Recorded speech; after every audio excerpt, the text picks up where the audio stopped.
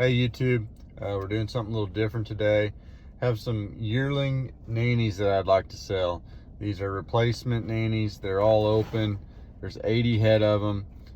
They're home raised from my herd.